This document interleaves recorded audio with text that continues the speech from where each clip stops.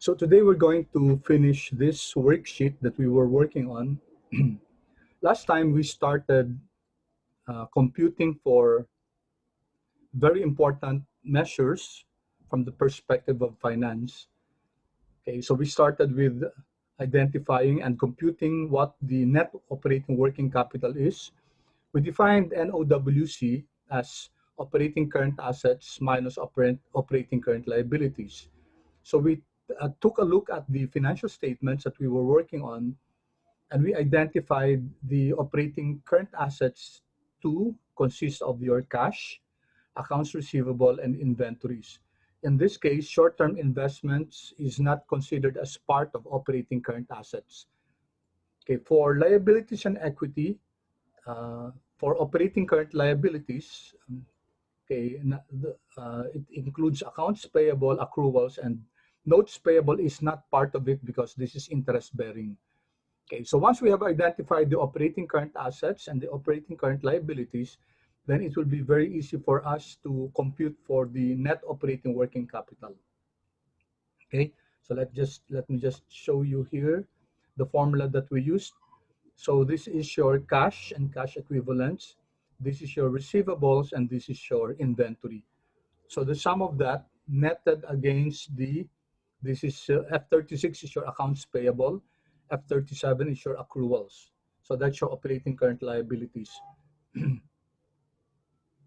When we subtract operating current liabilities from your operating current assets, we get net operating working capital. And we can, of course, compute the same for 2019.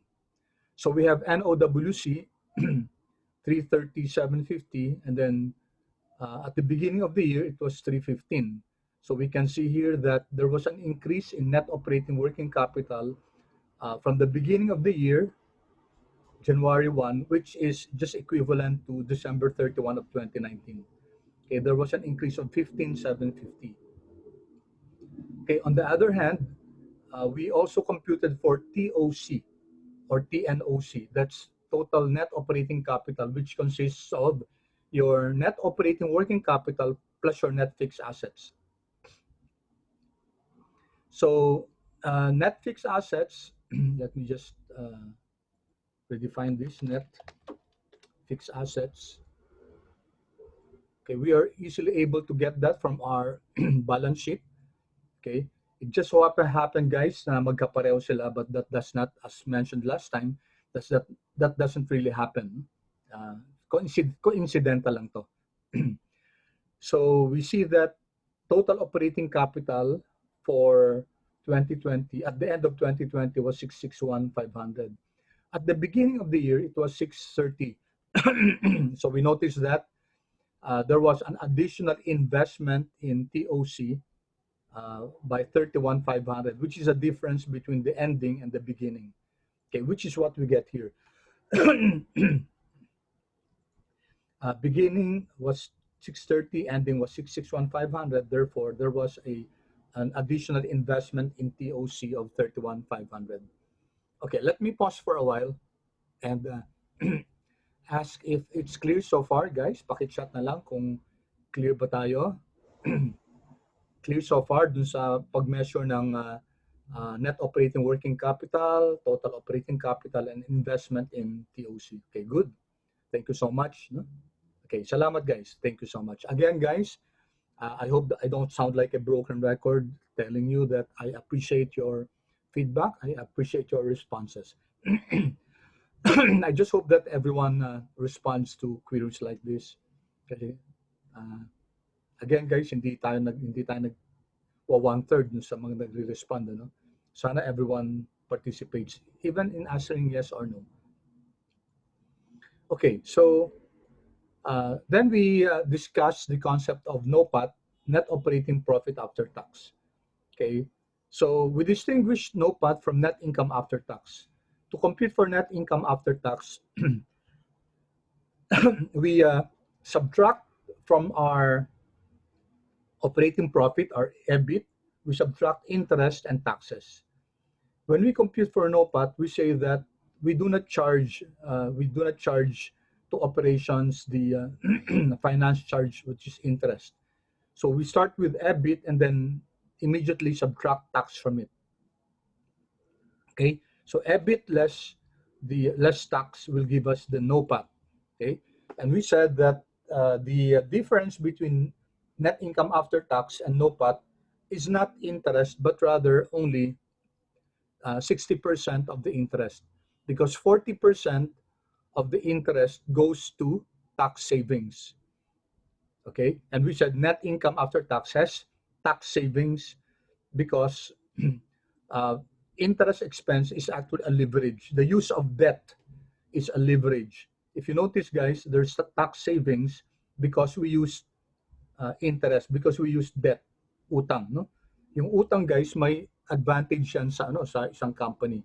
Aside from the fact that it provides uh, funds that are needed in case the company wants to engage in a project, which a fund which they don't have at the moment, no?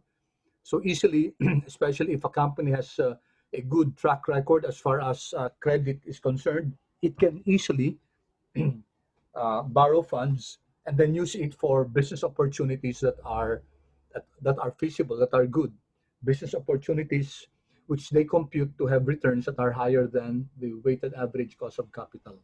So I hope by now that's very clear to us that any project to be engaged in by the company should have returns that are higher than the weighted average cost of capital. Okay, so we said that the difference between net income after tax and the net operating profit after tax the is not the total interest expense, but only 60% of that. Okay, I hope that's clear, guys. Okay, and of course, we did the same for 2019. Okay, so based on this snowpat, we can now determine. Of course, the shortcut, by the way, guys, is just your operating profit or your EBIT, okay, times 1 minus tax. So we're only getting 60% of the EBIT. Okay, so the EBIT times 1 minus tax rate.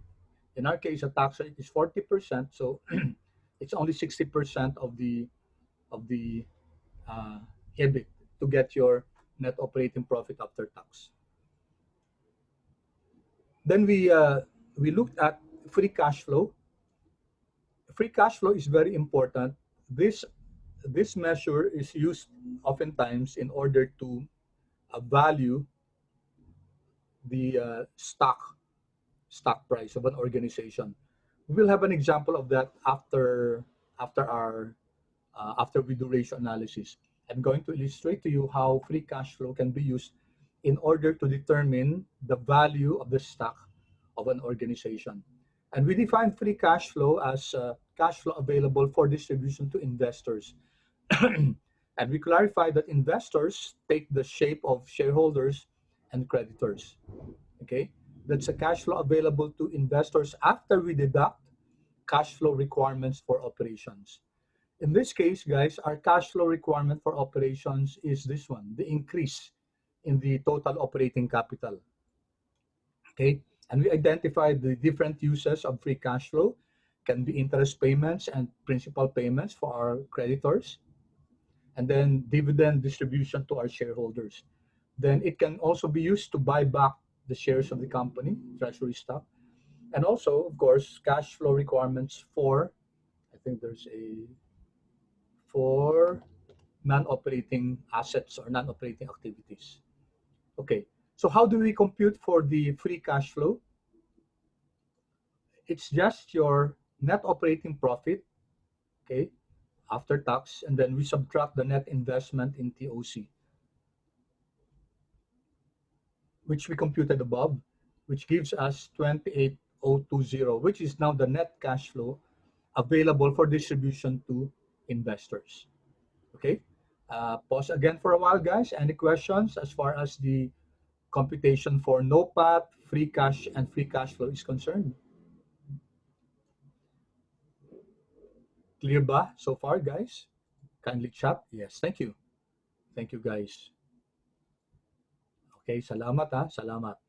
Okay, very good, very good. All right, so let's now go to the measurement called ROIC. Dati guys kasi, ang measurement na ginagamit is ROE. No? Before, uh, when a very common assessment measure as to the performance of the firm is ito, ROE. No? Okay, let me write that. ROE, return on equity, which is net income after tax over total shareholders' equity. Okay, so that's the measure used before, ROE, return on equity. However, this uses net income after tax as compared to net operating profit after tax. And we discussed, guys, that in assessing the operating performance, uh, it might be fairer to use NOPAT as compared to net income after tax. Okay, and then in total shareholders' equity, okay, we said that maybe a better denominator should be the operating capital provided to management. Okay, that's why we're not using here for ROIC. We're using invested capital itself rather than total shareholders' equity. Invested capital includes investments by creditors and shareholders. Okay, so we came up with the measure ROIC, and we said it's obtained by getting the NOPAT divided by the beginning capital. Okay, for most, they make use of the beginning capital. So it's like a story, guys. Parang kwento lang yan na parang sinasabi natin na at the beginning of the year, the company was provided with a beginning capital, operating capital of 630. Okay, anong ginawa nila dun sa 630,000 yun? 630 million to be precise. No? Anong ginawa nila? They were able to generate operating profit of 59,520. No? Diba? So ang tanong, okay ba yun? If we measure ROIC, which is the NOPAT, 59,520, divided by the beginning capital that was provided to the company, okay, we generate a measure called ROIC, which is, in this case, 9.45%. And then we asked last time, okay ba tong measurement na to? Okay, and then we had several answers, but the correct quote unquote answer is that an ROIC that is greater than the WACC is one that increases the value of shareholders. So ROIC should be greater than your weighted average cost of capital. Okay, in order to conclude that the operating performance of the company is okay. Otherwise, if it's less than the weighted average cost of capital, then we say that value is being destroyed. If it's greater than WACC, then value is being created for shareholders or for investors in general. Okay, so that's the importance of ROIC. It's a measure by which we gauge if the operating performance of the firm is good. By good, we mean if it's creating value for the shareholders. Again, guys, if the ROIC is greater than the weighted average cost of capital, then value is being created. Okay, so we have value creation. Let me write that here. Value creation. Value is being created. On the other hand, if the ROIC is less than the weighted average cost of capital, then we have what we call value destruction. Okay, value is being destroyed for the investors. Okay, value creation, value destruction based on ROIC. Okay. Now, uh, related to ROIC is the measure of economic value added. Okay, others call this shareholder value added, S SVA. No? Economic value added, or some call it economic profit. Okay, or the now this name, guys, EVA, this is proprietary. No? Ibig sabihin, ano siya, yung registered siya. No? Yung EVA na to. This was developed by a company, Stern and Stewart. No 1990s to. No? Dinevelop nila itong pangalan na to. Okay? EVA, Economic Value Added. And very simple lang yung concept. Ano lang yan, guys? Economic profit lang yan. Okay, whereas in the accounting way, we just look at the net income after tax. No? For finance for purposes, guys, hindi natin tinitingnan din natin net income after tax, but it's only in addition to other measures. A more robust measure is what we call the EVA, Economic Value Added. And how is economic value added measured? Paano natin malalaman kung nag-add ba ng value?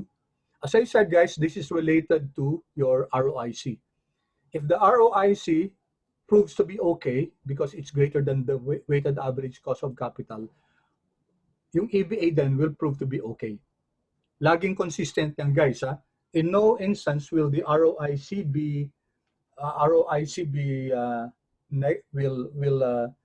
will tell us that value is being destroyed, tapos EVA, value creation. Hindi. Consistent yung dalawang yon. Kung ROIC is okay, then EVA will also always be okay also. So how do we measure this, guys? Okay, we measure this by, okay, so again, we take a look at yung NOPAT natin. Okay, sabi natin, operating profit was generated by the firm in the amount of 59,520. Kaso, guys, remember that ito, in order to generate this, the company was given operating capital. By how much? How much was operating capital? At the beginning of the year, it was 630,000, diba? Beginning of the year, 630,000. And we said we use the beginning of the year value. Okay, unless hindi siya given, then we'll be constrained to use the end of the year. Okay, 630, and then we said, guys, ito, hindi naman libre ito eh. Okay, we will charge management with the use of this capital. Okay, papatungan natin ng interest to, no? Papatungan natin ng charge. Okay, this is the capital charge. Okay, china-charge natin yung management sa paggamit itong 630 na to. So we multiply this, guys, by the WACC. Okay, this is the rate that we're going to charge management. Okay, so if the NOPAT is greater than this finance charge, then value was created. Okay, the NOPAT, guys, should be higher than this capital charge. Kung mas maliit yung NOPAT kaysa dun sa capital charge, then we say that a value was destroyed, and that happens when that happens when your NOPAT is less than your capital charge. And what's your capital charge? Your capital charge is the, okay, ito yun, di ba? Capital charge is the operating capital at the beginning of the year multiplied by the weighted average cost of capital. Okay? So parang dito nangyayari parang annual rate, no? Annual interest yung weighted average cost of capital. Okay, it turns out, guys, here that the EVA is 9120. No?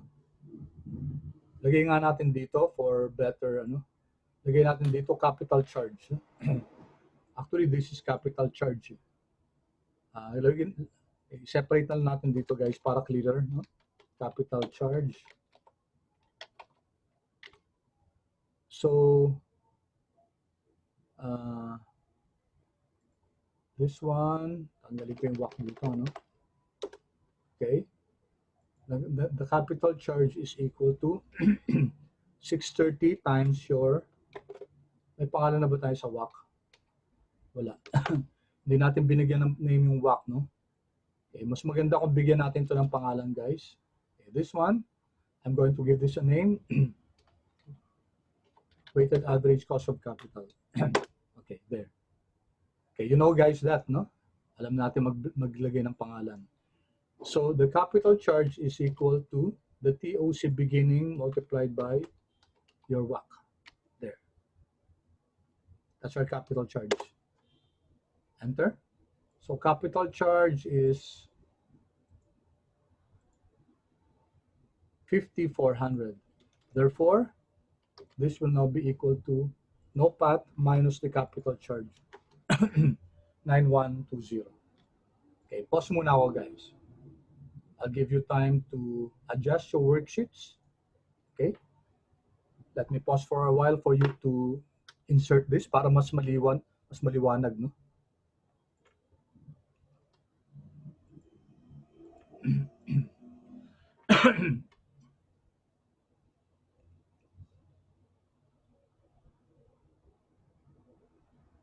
Okay, so any questions guys? Clear ba so far yung pag-compute ng ng economic value added? Paki-chat na lang kung clear. Okay, good. Thank you. Thank you.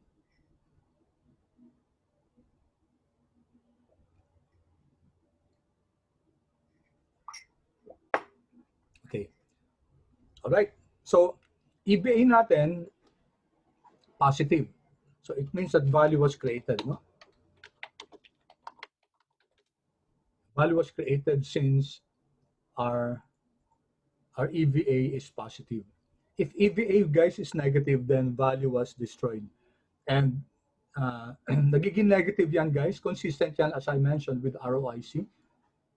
You'll have, pag negative yung EVA, ibig sabihin natin, yung ROIC natin was less than the weighted average cost of capital. Okay, then that brings us, guys, to the last measure. Another measure used is MVA, market value added. Okay, pero mas ginagamit si EVA.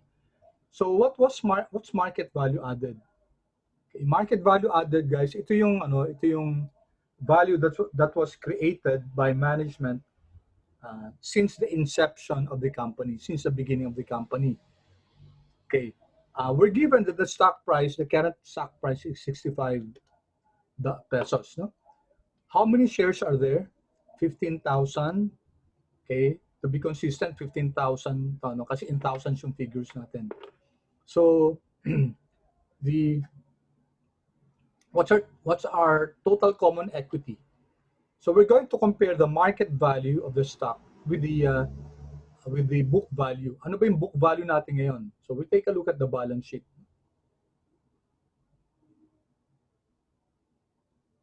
Our total common equity is this amount, 554,538. So that's your common stock plus retained earnings, 544,538. Okay? All right. Therefore, lagyan natin to guys para mas clear sa atin.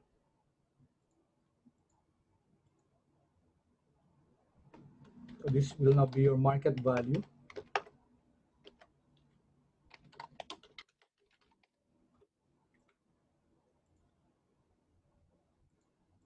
So market value natin guys is simply stock price, okay, multiplied by the number of shares.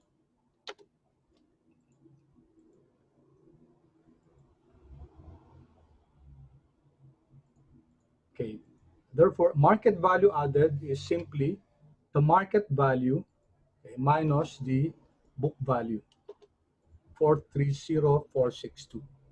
Okay, ibig sabihin guys, a market value added is, ibig sabihin, the management was able to add value to the book value of the company at the beginning, from the beginning of the year. Okay, 430,462.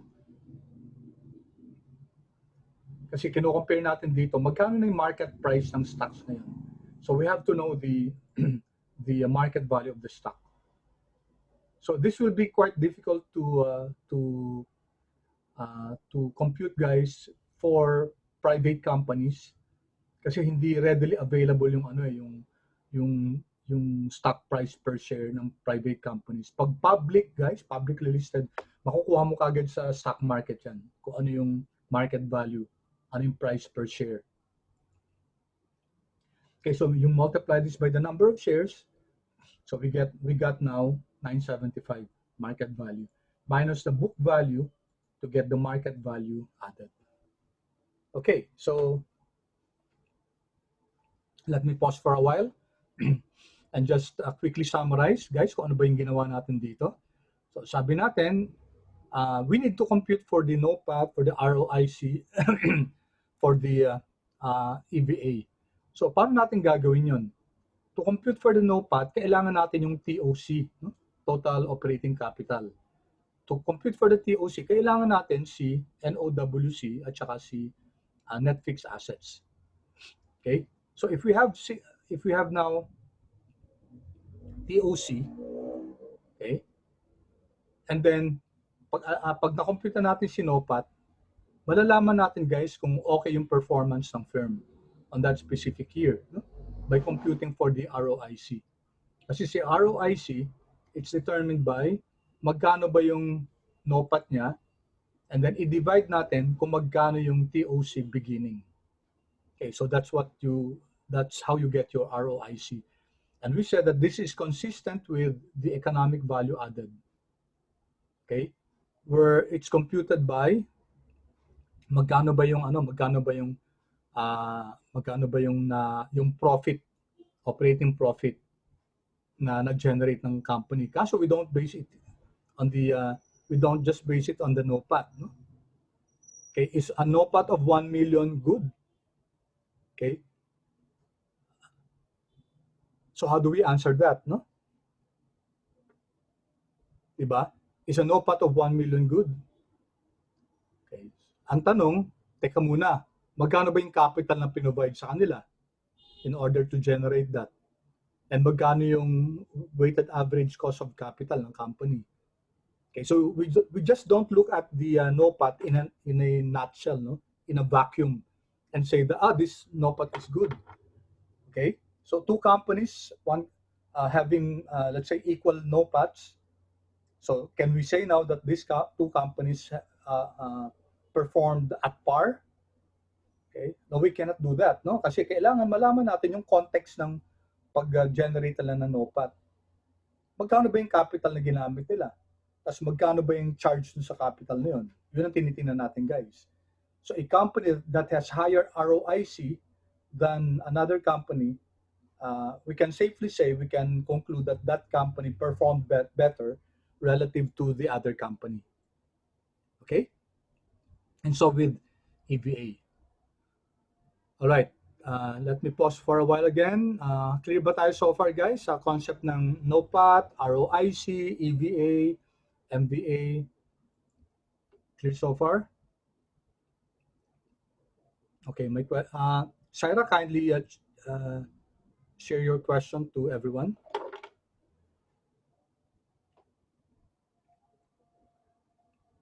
Okay, saan daw nang galing capital charge? Okay, so let me explain that capital charge. Okay, you look at it this way, guys. Isipin nyo, no?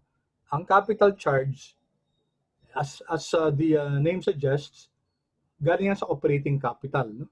Magkano ba yung operating capital na pinagamit sa management at the beginning of the year? Diba, 630? Okay, tapos, yung 630 na to, may opportunity cost yan. Investors could have used that money elsewhere. Pwede nilang ginamit yon in other endeavors. So we will charge management for the use of this capital. Ano yung rate na gagamitin natin? Yung WACC. So the capital charge will be kung magkano yung TOC beginning multiplied by the weighted average cost of capital. Okay?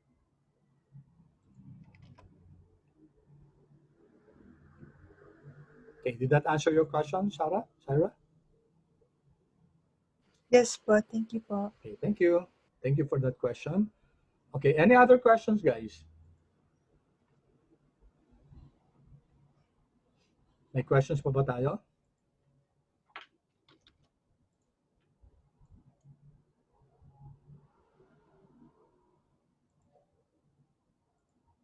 Okay. No more questions? All right. So if there are no more questions, guys, this ends our discussion on this worksheet, no? So very quick summary lang. In this worksheet, we learned how to prepare the statement of cash flows. We did a working paper for that. Okay. Tapos we learned how to evaluate whether activities are operating, investing, financing, and whether they are sources of cash or uses of cash. Sabi natin, generic rule, when assets increase, they are uses of cash. Of course, the other rules will emanate from that. So when assets increase, use of cash yun. When assets decrease, syempre, sources of cash, source of cash. On the other hand, pag liabilities and equity, pag tumaas yung liabilities and equity, therefore, then that will be source of cash. No? Okay. Okay. Nag-message. Julian, well, later I'll check your attendance. Huh? Okay. Thank you for informing me. Okay. And then also yung liabilities and equities, pag bumaba siya, then that's a use of cash. Okay. Some things that we need to remember here, guys. Kailangan isama natin dividends. Ha? Kasi dito, nagsisimula lang tayo dito sa net income after tax and then add back depreciation. And do not forget to include dividends paid kung meron siya. And then yung sa investing, guys, yung fixed assets. Ito. Kung hindi binigay yung at cost, then you have to compute. Kung ang binigay lang yung net fixed assets, you have to compute by tracing the flow. Okay, ginawa natin yon, guys. So that alam natin yung acquisition, kung magkano talaga yung binili. Okay, you can use GoalSeek for that. Okay, we did that in class. All right, then after, guys, after this, we have to make sure that the net here, 2,250, should be the same as the increase in cash. But dapat itong 2,250 na to, dapat pareho dito yan. If they're different, then we have to check our template, our working paper, para masigurado natin dapat ng 2,250 yan. Then once that's done, guys, it's very easy to formally prepare your statement of cash flows. Just follow the items here. Okay? So operating, ilalagay natin lahat nasa operating, okay? Investing, and then financing. Sabi natin, put a separate column for these three. Okay, total siyan, itong tatlong to. Put it in a separate column, okay?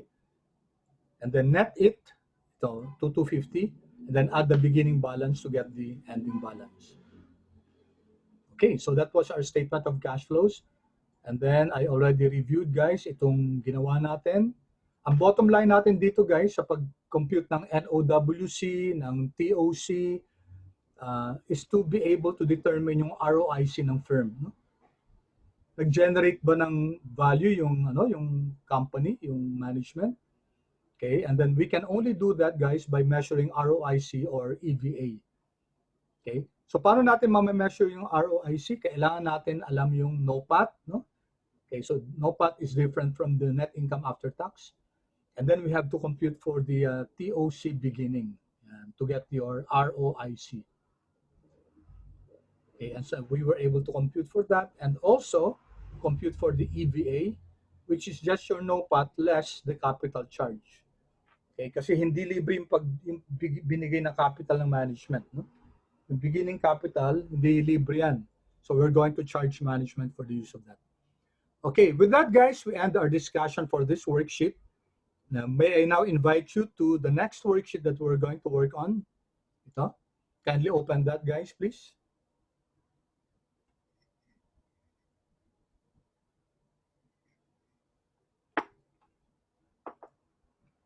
Okay, before we start, so far, guys, kamusta naman? Natututo ba naman kayo? Are you learning? Paki-chat naman, guys, please, kung para may assurance naman ako na hindi exercise in futility yung ginagawa natin. Thank you, Syra. Kendrick, salamat. Thank you. Okay, Aaron, Erin, Janela, salamat, no? Caleb, Jill, salamat. Wow, thank you so much for the feedback. Yung iba, guys, I wish to hear also from you. Natututo ba naman tayo, guys? So, okay ba yung well worth ba yung investment natin sa 1.5 hours natin every Monday and Wednesday? Ariana, thank you. I'd like to hear from the rest sana kung okay naman tayo so far. Feedback lang. Sophia, thank you. Okay. Tyler, thank you. Okay, Jobel, yan. Salamat, Albert. Jobel, salamat. No? Aram, thank you. Okay, you don't know guys how this means a lot to me yung pag-assure nyo na ano na may natututunan kayo. That's very important for us mentors, for us teachers. Okay? And please don't hesitate, don't be ashamed kung if Johan, thank you. Salamat, no? If you're ashamed guys to ask questions in our class, then you can approach me. Kung nahihiya kayo, it's okay guys, no? Johan, thank you. So you can approach me and uh, consult with me, guys, if there's a need to, then to clarify some things. I will really appreciate that. Okay, so thank you so much, guys, for those who responded. Now let's go here. Okay, the next worksheet. Okay, uh, sorry, hindi ko nalagay yung pangalan ng company. Okay, let's just give this a name. Let's say, ano na lang, hindi ko nalagay yung pangalan. XYZ firm na lang, no? Sige, XYZ company lang. Sorry guys. These are actual values kaso nakalimutan ko na kung anong company to. No? Okay, we first learned guys how to do what we call common size statement or vertical analysis and then horizontal analysis.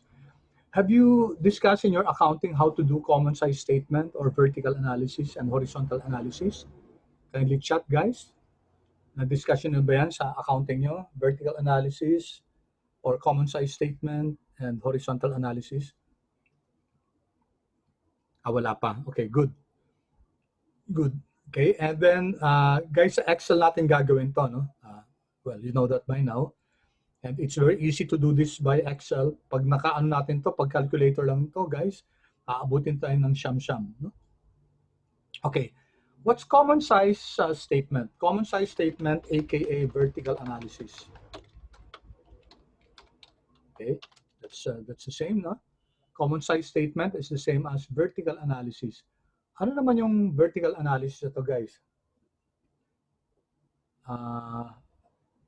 My apologies, guys, for the arrangement. Actually, dapat nauna yung 2020 kaysa 2018. So, dapat ganun yung practice, no? Kasi hindi ko na mababago kasi, okay, mahirap pang ibago kasi may mga items na nasa dulo. Okay, so my apologies for that. Dapat 2020 muna, tapos 2019, tapos 2018. Okay, so let's do the common size statement. Ang common size statement, guys, of vertical analysis, we take the ratio of all our accounts relative to one particular account. So ibig sabihin, pinepeg natin sila, yung mga accounts natin, or rini-refer natin siya sa isang account. Okay, and what's that account? So let me write that here. Okay, so yung common size natin, common size or vertical, no? We call it vertical kasi we do the referencing vertically, pababa, pa ganyan, no? So sa income statement, ang reference natin will be our sales. Ibig sabihin, lahat ng mga accounts, kino-compare natin sa sales. So cost of goods sold over sales, other expenses over sales, depreciation over sales, etc. Lahat ng mga accounts natin, kino-compare natin sa sales. So si sales ang bida, guys. Pag balance sheet naman, we compare everything to total assets or total liabilities and equity. Okay? So, ganun common size, guys. Common size or vertical analysis. Everything is divided to sales sa income statement. Everything is divided to total assets or total liabilities and equity for the balance sheet. Okay. All right. Now, let's learn how to quickly. Okay. Chat guys. Ano yung magiging formula natin dito sa ano? Ano yung magiging formula natin dito sa common size statement for 2018? Okay, it will be what? It will be equal to, everything has to be divided by sales. So sales divided by sales. Okay, so everything is divided by sales, including sales itself. So we will be getting here, of course, alam natin na 100% yan or 1. Okay, I cannot copy this down kasi ang mangyayari niyan, gagalaw lang yung formula natin. So what do you suggest, guys, that we do? What do I do with the formula here? Kindly chat, guys. Pakilagay sa chat box kung ano yung magandang formula para pag I can just copy the formula going down.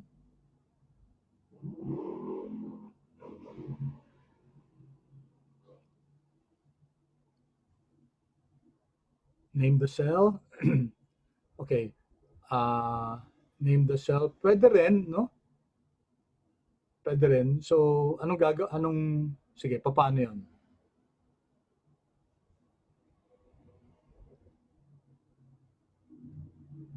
Pwede natin i-name yung cell. So, how do we do that?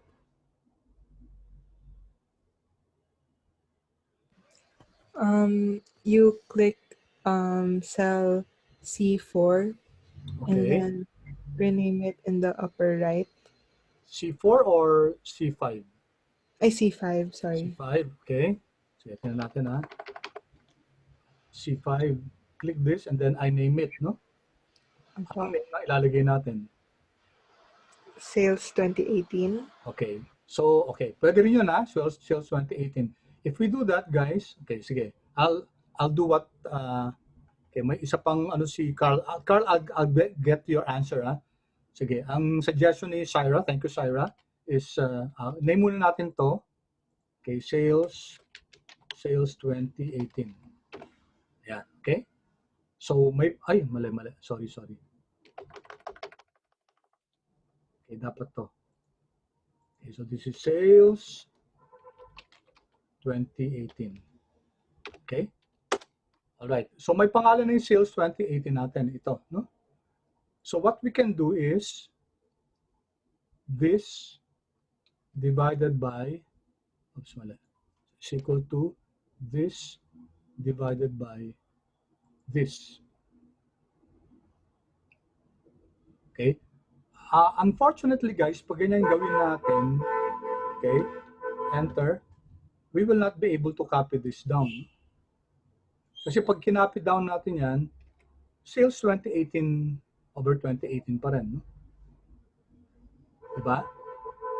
Okay, so if we're going to do that, guys, how do we now, can we copy this formula down? Sabi natin hindi. Diba? Kasi ikakopy lang niya pati yung nakafix na kasi itong sales 2018. So how do we resolve that? Take note, guys, kinopy kong pababa to. And what I see here is that lahat na naging sales 2018 over 2018. Kinopy niya lahat, no?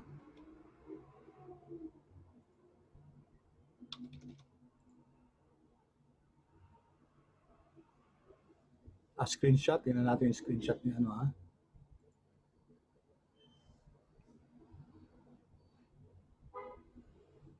wait. Download nga.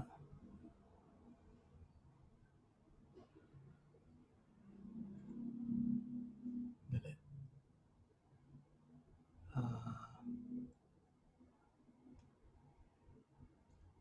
Syra, can you, okay. Parang ba ano yung yung, dali. Okay, sige. Para mabilis lang tayo. Download.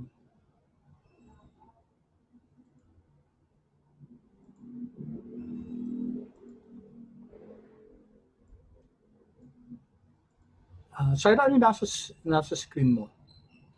Sir, I just showed po na it worked for me. It worked for you. Anong, okay, sige. Open file natin.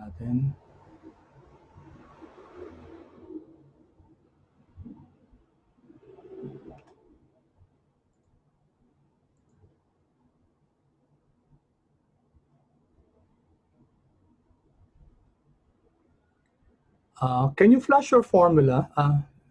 Sana napakita mo yung formula mo, no? Ano yung formula mo dito sa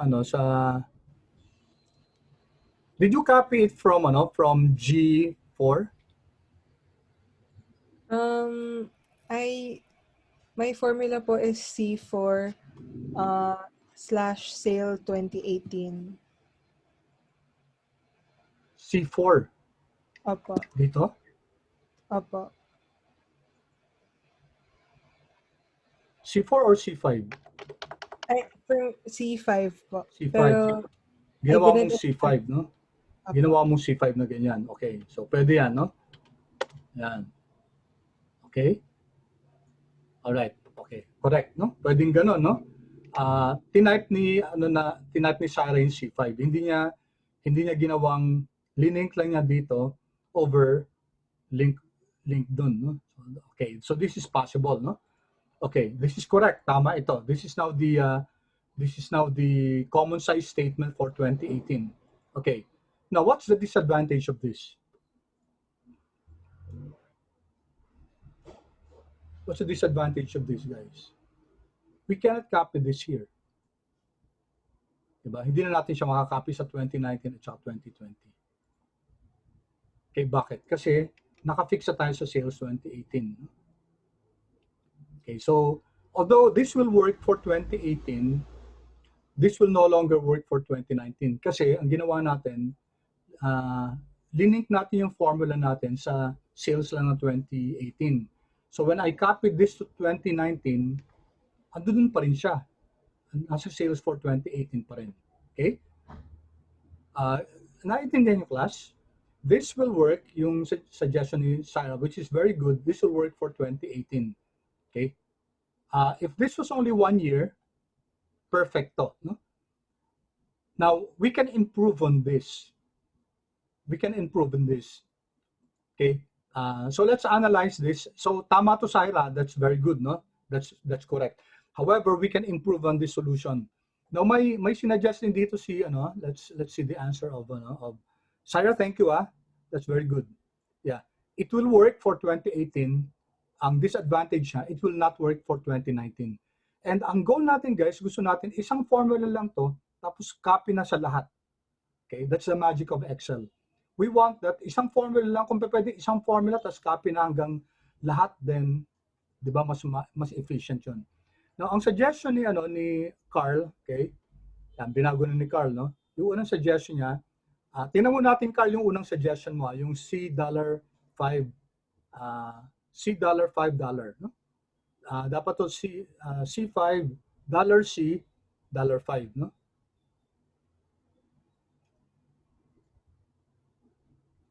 Yeah.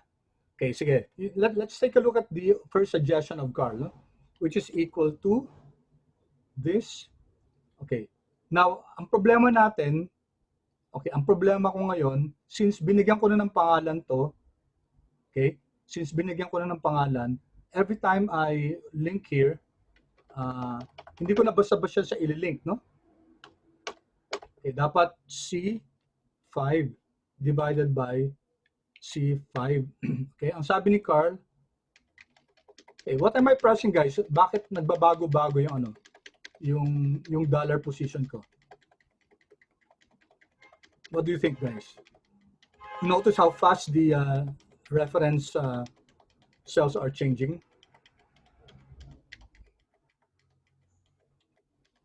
Okay, anyone? Lakihan ko tong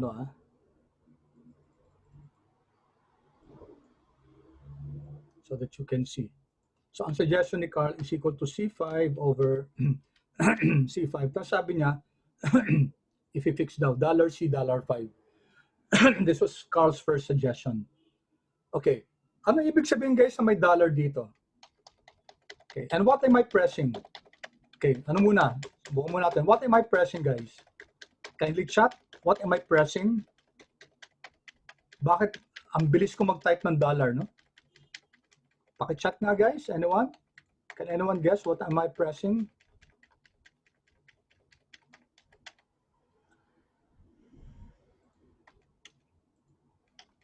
Ayan.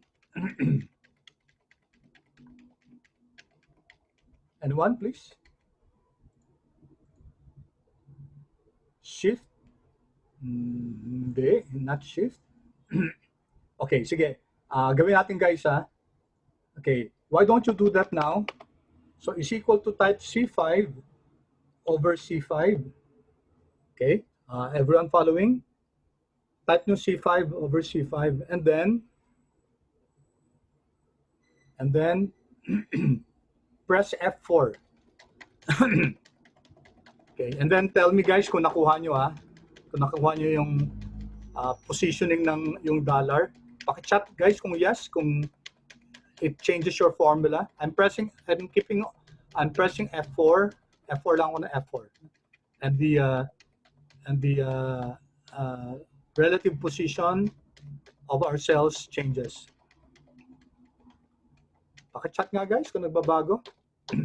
Depends sa keyboard nyo, no?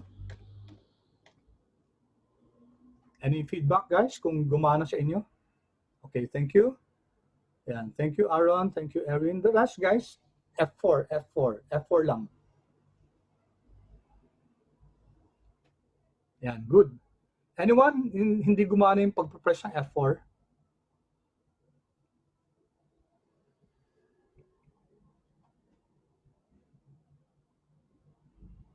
Mac po, Syra, iba po lumalabas.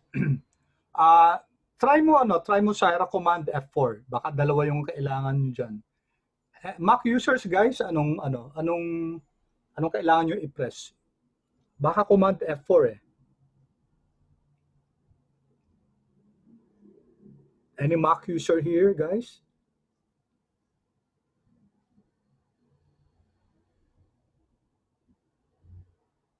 Paki-check kung command F4 ba? Wala pa rin po. Command, ano ba yung sa Mac? Command or wala namang control sa Mac, di ba?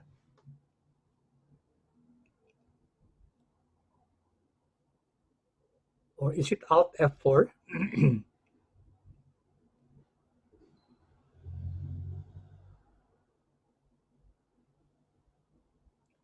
Who's using Mac, guys? Can you share kung gumana na sa inyo?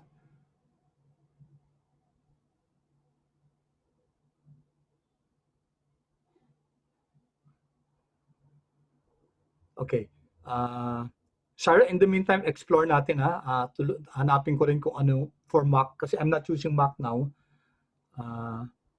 So we will have to explore kung ano dapat ang ipe-press sa Mac para to change the dollar sign position, no? Sige, let's leave that for a while. In the meantime, Sarah, long method ka muna, magda-dollar. Ito type mo muna yung dollar sign, no? I'm unfortunately sorry about that, no? So either type dollar here. Okay, matagal nga lang, no? Dollar. Okay. Okay, what's the meaning of C dollar, what's the meaning of $C$5, guys? Ano ba ibig sabihin yan? Okay, let me explain for a while. Okay. Pag yung positioning guys sa mga cells natin, ito ko ilagay.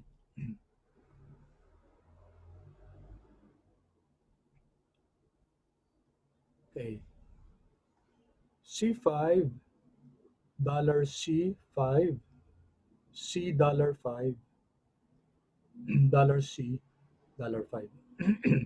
So ito yung 5 possible positions, no?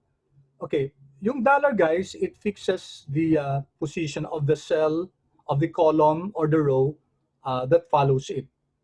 Okay, ito walang dollar. Ibig sabihin, pag ito gagamitin natin, tapos pag kinapin natin yan, pag dinag natin yung formula, magbabago pareho yung column at saka yung row. Depende kung saan natin, anong direction ng pag-copy natin ng formula. Ito naman guys, yung $C, ibig sabihin naka-fix tayo sa column C. Pag kinopy natin yung formula to, whether we go to the right, copy down, copy to the left, copy to the right, copy up, column C will not change. Okay, it's only the row that will change. Ito naman yung pangatlo, $C$5, ibig sabihin, ang naka-fix dito yung row 5. Pag kinopy natin yung formula na yan, hindi siya aalis sa row 5. Ito naman guys, $C$5, ibig sabihin niya, naka-fix si column C, naka-fix si column 5. Okay, hindi siya aalis. Okay, so ito absolute to, no? Pag ginamit natin $C, $5, ibig sabihin, when you copy this, hindi siya aalis sa sa C5 na na position. Okay? Pause muna ako, guys. Is that clear? Paki-chat nga kung clear yung instructions ko dito sa relative position ng ng Excel. Clear ba siya? Okay, thank you.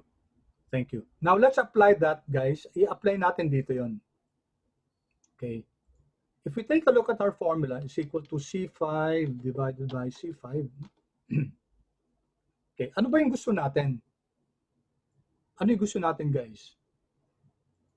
Pag finix natin to, F4, okay? Pag finix natin to, ano ibig sabihin ng $C, $5, guys? Pag kinapi natin tong formula na to, okay, let me press Control Enter, and then I'm going to copy this formula to the right, and then to the left, down. Okay? Now take note, guys, kapag common size statement, ang pinakamalaking answer should be 100%. Kasi ang pinakamalaking item dito, guys, yung sales. And if we're dividing it by sales, okay, and walang item dito below sales that will be higher than sales, then we know that the highest should be 100%. Okay, ganun din sa balance sheet, guys. Ang pinakamalaking amount din yung total assets or total liabilities and equity. Okay, everything should be highest should be sales at 100%. The rest should be less than 100%. Okay? So here we have a problem kasi dito may 1.7. Okay, if you take a look at this, guys, so for 2019, ang nangyari, it's D5 divided by sales of 2018, which is wrong. Okay, bakit ganon? Kasi finix natin si $C, $5. Ibig sabihin, pag kinapi natin yung formula anywhere, hindi na magbabago yan. Lagi lang siya nakafix dyan. Okay? So what should be the correct one? Okay, may sinuggest dito si ano yung suggestion ni Albert ni Carl? Sabi niya C $5. Okay. Let's take a look at that answer. Carl, bakit mo sinabi na dapat C $5? Para po mag-move din po to the right yung C5 po. Yes, correct. So very good, no? Very good. That's correct, no? So ang sabi ni Carl, gawin natin C $5. Bakit C $5? Kasi gusto natin pag ginalaw natin, minove natin to the right to, gusto natin gagalaw siya dito to the right, no? So everything should still be sales, pero dapat andito lang siya sa row 5 na to, no? So if we copy this formula to the right, gagalaw siya dito. Magiging sa 2019 ang basis natin ngayon, 2019 sales. When we copy this to the right, 2020. When we copy this down, no, hindi siya aalis sa row 5. Ando dyan lagi siya sa row 5, sa sales. Okay. So, thank you, Shaira. So, for Mac users, guys, Command plus T, no? Okay, to change the dollar position. Thank you, Shaira. Okay, for those of you who are using, lagay ko nga dito yun, no, para ano, for Mac. So, sa Windows, it's F4. For Mac, it's Command plus T.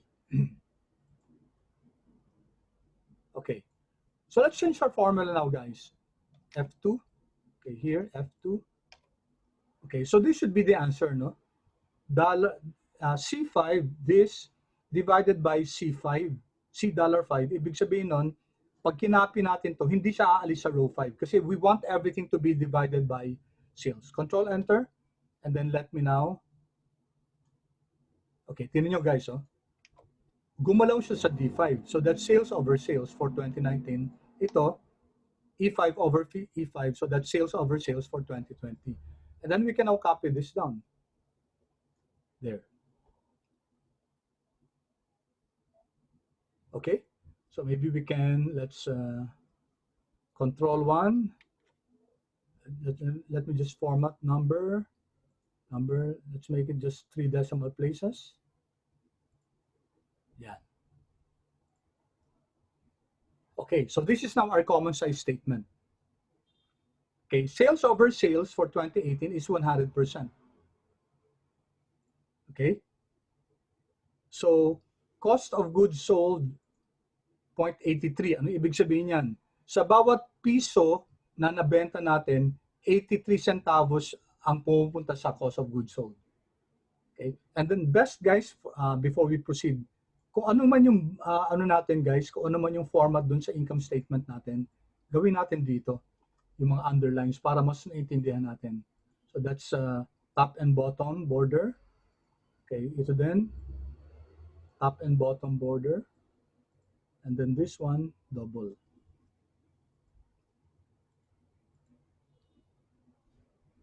There.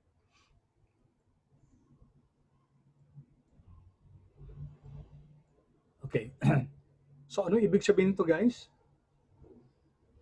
Total operating cost natin for 20, I'll start with 2020 guys kasi dapat ito yung focus natin. Kaya nga guys, inuuna dapat yung 2020 kaysa 2018 kasi dapat ang pinaka-focus natin yung 2020. No? We just compare it with the previous years. Okay, 9.92 centavos, 93 centavos. Ibig sabihin dun guys, sa bawat piso ng sales, ang cost ang total operating cost natin sa bawat piso ng sales natin is 93 centavos. So if you take a look at this, there was an improvement, no? Kasi nung 2019, 99 centavos eh. So halos less than 1 centavo na lang yung mapupunta sa operating profit natin. Dito nag-improve siya, no? Naging 92 centavos, dito kasi 99. Okay? That's why guys, again, I said that it's best really to do 2020 first and then 2018 and then 2019. Okay? Siguro you can do that guys na lang on your own, no? Okay? Kasi mas mahirap kung dito kagad tayo nag-focus. Dapat yung una 2019 kagad, no? All right. So and then EBIT natin is 7 centavos. While in 2019, less than 1 centavo, no, 'di ba? Wala man lang, hindi man lang umabot ng 10 centavo. 2018 on the other hand, 26 centavos. It looks like 2019 was a very bad year for the company. Okay. And then interest expense natin, okay, 1 centavo noong 2020, 3 centavos noong 2019, and then almost 2 centavos noong 2018. Okay? Net income natin from 2018 it was almost 3 centavos, then lost tayo noong 2019, and then we recovered 2020, the company recovered naging 3.6 centavos yung cents per peso of sales. Okay? So that's how we look at this, no? That's how we look at common size statement. Everything is pegged against the sales of that year, and then we can do comparison. We're benchmarking over time, okay, and then we're benchmarking in that particular year, and then across years. Okay, that's what the vertical analysis can give us, no? Okay, any questions here so far, guys?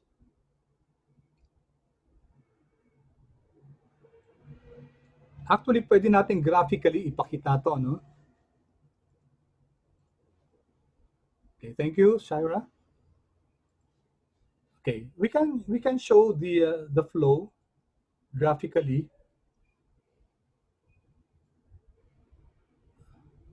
Have you used this before?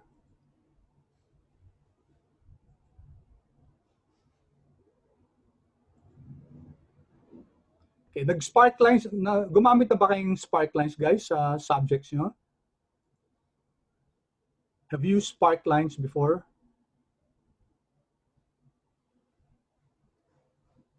Okay, how about the rest? Okay, thank you. Thank you, Sarah. Thank you, Albert. The rest guys, have you used, okay, good. Good, sige. So magagamit natin, no? yung spark lines para may visual tayo ng konti, no? Okay, we can use spark lines here. Lagyan natin dito, no? So dito, wala naman change dito eh. 2018, 19, 20, wala naman change, panay 1 lang yan. So under insert, we can use this. So you can use either line, column, or win-loss, no? Sige, lagyan natin muna line, pakita natin, no? Okay, so dito natin ilalagay yung spark line, and then line here, data range, this one. So ilalagay natin sa location J5. Okay. Okay, so wala straight lang yan, guys. Huh? And if we copy this down, yan.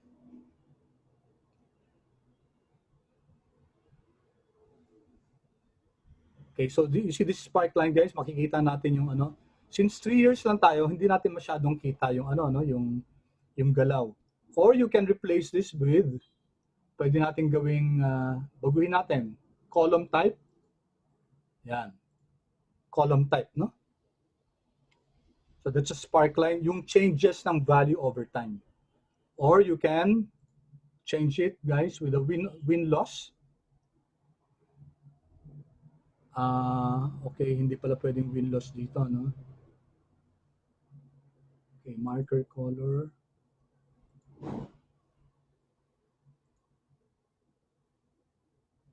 Okay. So 3 spark lines yung pwede natin gamitin sa Excel. I don't know if 2019, Excel 2019, kasi meron na eh, no? I don't know if nag-improve pa or in-strengthen pa ni Excel yung spark line siya. So this is not so much a good presentation. So either column na lang, no? Yan. The red here, guys, means that bumaba, no? Hindi. So ito, 0.834, tapos 0.8 tumaas, tapos bumaba. Okay, so may color coding siya. Okay, any questions, guys? Nakita niyo itong spark line na to? You can use this, guys, sa presentation, no? Sa paper nyo, para makita niyo yung galaw ng mga accounts. So you can either choose a line, no? Design a line, guys. Yan. Okay.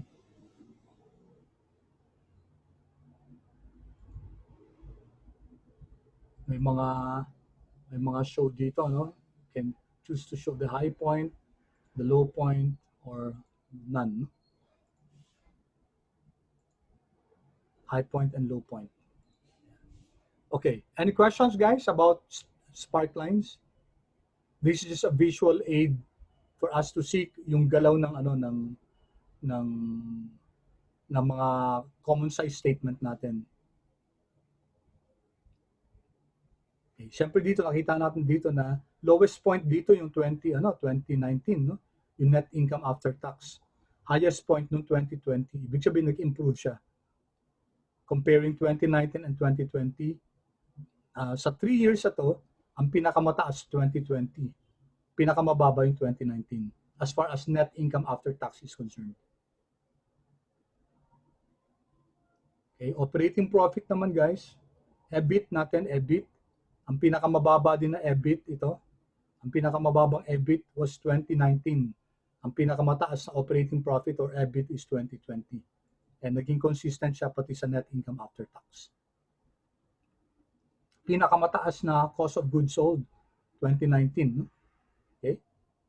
So, tapos 2020 ngayon, yung pinakamababang cost of goods sold. So this of course should lead management to think or to analyze bakit masyado mataas yung cost of goods sold nila noong 2019. What happened here? So that if there were inefficiencies, if there were many wastages, they should not repeat that. No? Kasi ang pinakamataas na na operating cost ng 2019, no? 2020 improved, no? Bumaba yung total operating costs. Okay, questions about these spark lines, guys?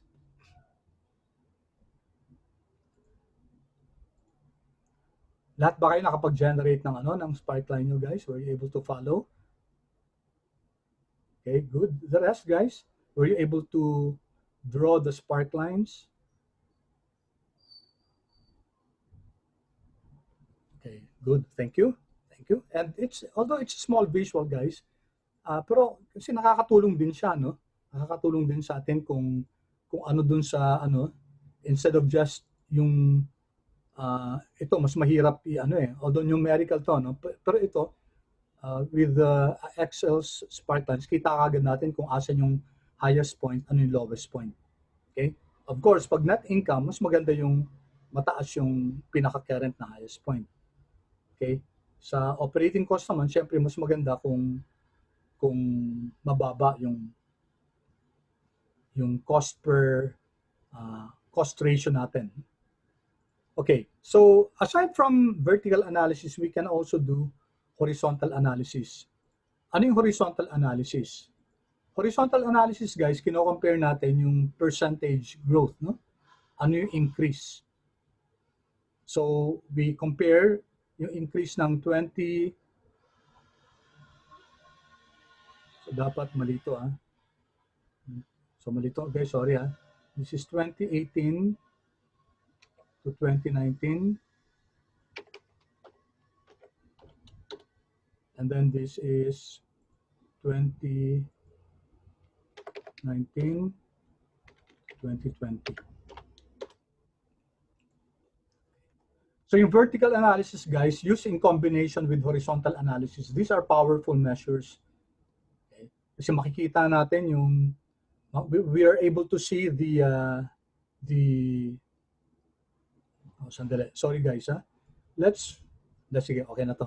So let's do horizontal analysis. So this is equal to, how do we compute for the growth rate? We learned about this, guys. Growth rate is simply yung current divided by the previous minus 1, di ba? So current between 2018 and 2019, yung current dito in 2019, divided by the previous. Okay? So ito naka-save kasi yung sales ko ng 2018. So tatanggalin ko to. I'm going to make this as C5.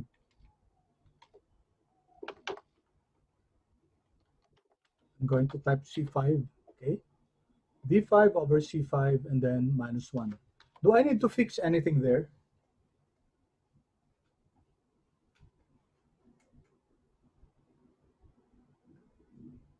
May fix ba ako, guys, sa formula na yan? Yes or no?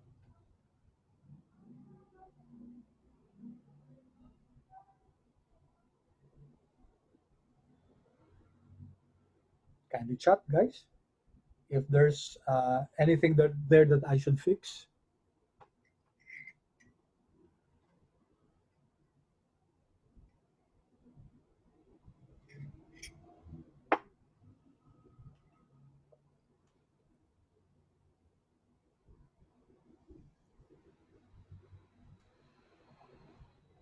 Anyone?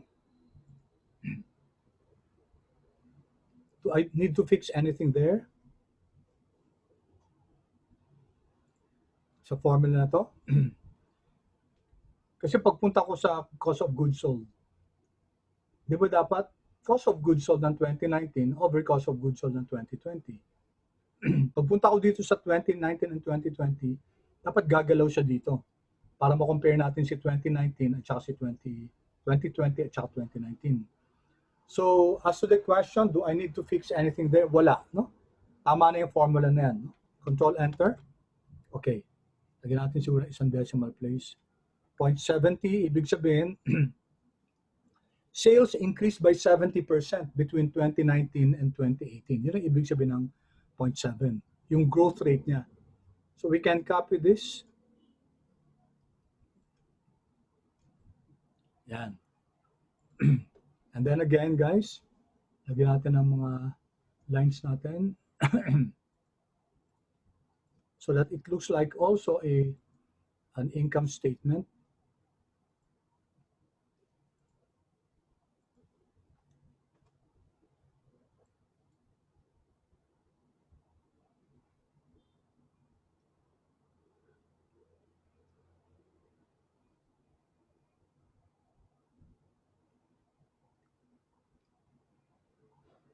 Okay, careful lang tayo guys sa mga negative dito Okay?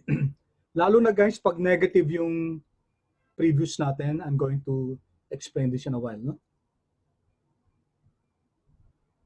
Okay, so what does this mean guys? Itong horizontal analysis natin. This means that sales increased by 70% from 2018 to 2019. Okay, kita naman natin from 3.4 naging 5.8, no? There was a 70% increase. On the other hand, between 2019 and 2020, there was only a 21%. So mas maliit yung increase between 2019 to 2020 vis-a-vis 2018 and 2019. Okay, however, what's telling here guys is that ang laki na increase ng cost dito, no? Total operating cost increased by 80%. So mas malaki yung increase ng operating cost kaysa increase ng sales. 70% yung increase ng sales, total operating cost increased by 80%. So dito naman, 2019 and 2020, sales increased by 21%, pero ang operating cost natin, nag-increase lang ng 12%. So a much better performance dun sa period ng 2019 to 2020. Okay. And then, bakit negative to guys? Ano ibig sabihin ng negative?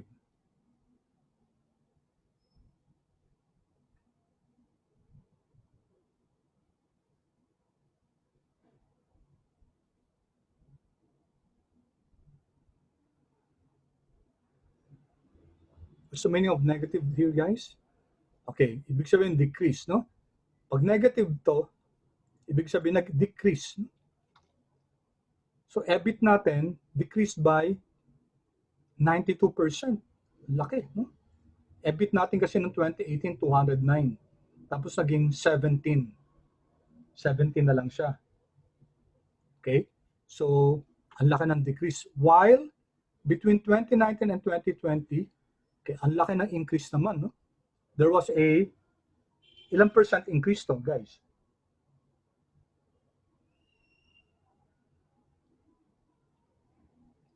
Ilang percent increase?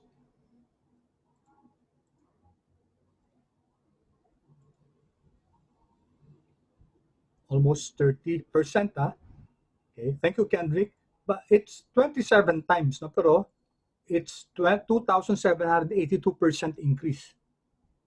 Okay? So take note, guys, ito hindi percentage to, This is the decimal, no? 0.70 means 70% to.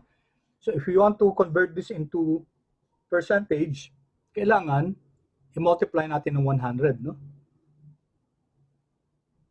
So we can do that actually, percentage yan. If you want to do it in percentage. Okay. So ito naman guys, what's this? Interest expense.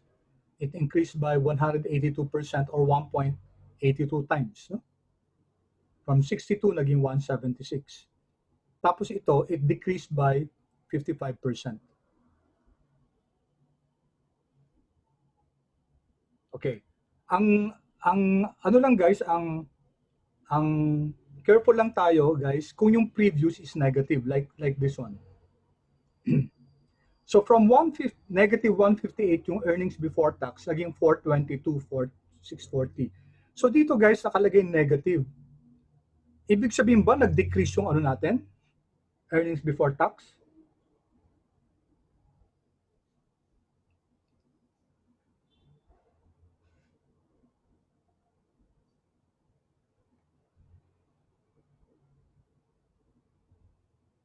Kasi dito negative 2 no? Does that mean that there was a decrease itong 367 na to? From 158 negative up to 422, 640.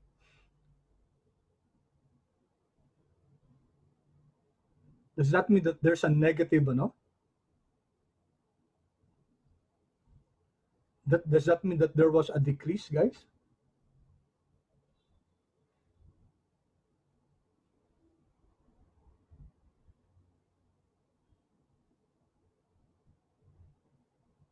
Anyone? Chat? Okay. Dapat increase siya, di ba? Okay. So careful lang tayo guys pag yung previous natin is a negative. No? Okay. You're correct, no? Hindi. Hindi siya nag-decrease. Now, that will only be the case if the previous is a negative. Pag ang previous guys negative, kailangan i-absolute value natin to. Pag yung previous guys positive, wala tayong problema. We don't have any problem with that. But if the previous one is negative, then we have to get the absolute value of this one. Okay? So, take note natin to itong tatlong to. That should be an increase of 367%. No? Okay, so just take note of that. Okay, in fact, pwede natin ilagay dito absolute value.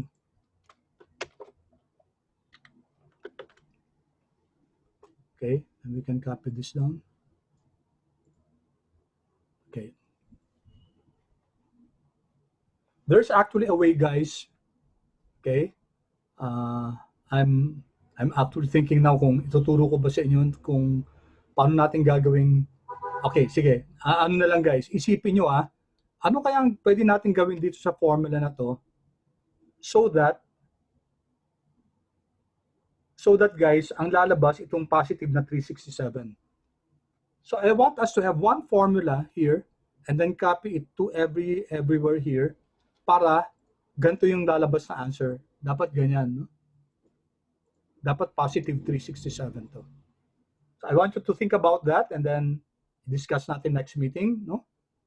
Suggest to me an answer so that hindi natin problemahin tong may negative tayo dito na mali naman kasi it's not a negative guys kasi sabi natin ang negative ibig sabihin nag-decrease yung value. In fact, ang laki na in-increase nila kasi negative to earnings before tax again positive, no? Okay?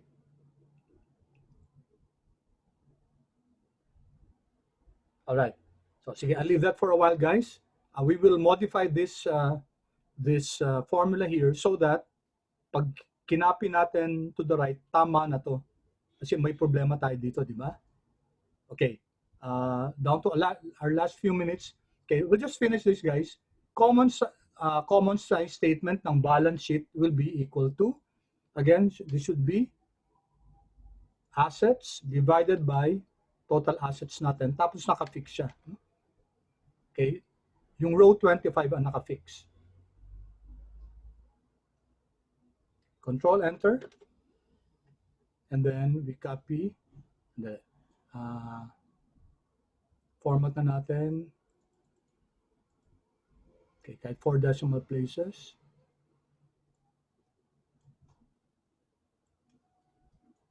There. So 100% yung total assets natin. Again, lagyan guys ng lagyan ng border. Dito na muna, andyan na to.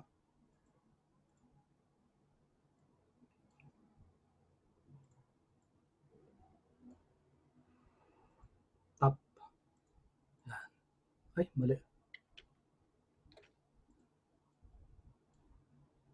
Side pala yung ko. There. So common size statement guys ng balance sheet, what does this tell us? Tells us guys that total current assets account for 76% of your total assets. Net fixed assets natin dito 23%. Okay. So nung 2019 medyo bumaba yung natin, no? Current assets, mas tumaas yung net fixed assets. And then 2020 bumalik dun sa level ng 76, 21%. Again, you can do this spark lines here, guys. Pwede tayo mag-spark lines, insert, and then pwedeng column na lang, a data range, this one, okay, and you can get the high point. Okay, align na lang, guys. So the low point, yan. Okay. Kikita natin guys, ito yung pagbaba ng cash, pagbaba ng mga accounts natin. No? Okay, and also it's time already guys, tapusin ko lang to ha. Horizontal analysis, ganun din, no? It should be current divided by previous. Okay, minus 1.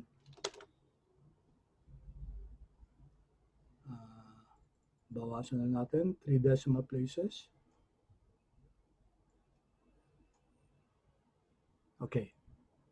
So makikita natin dito guys, yung increase ng assets between 2018 and 2019, 96%, ito 21%.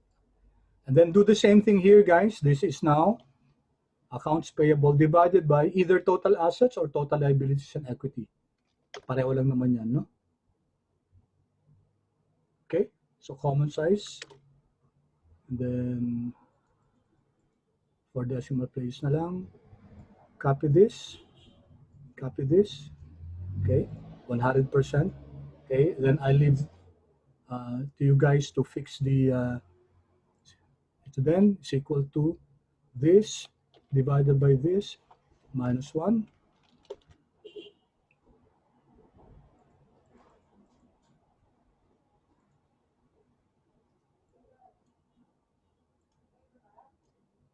Okay, there you go, guys.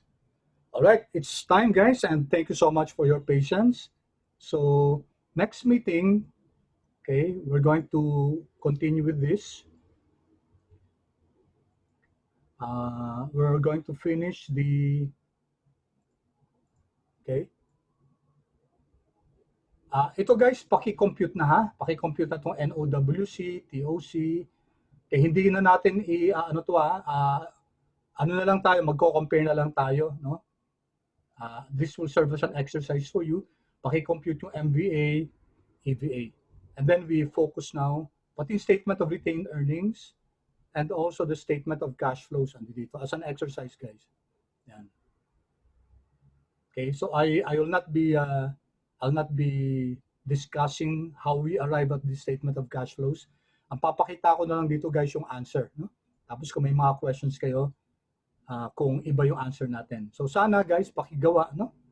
I'm not going to collect it, but I know you're responsible enough to work on this.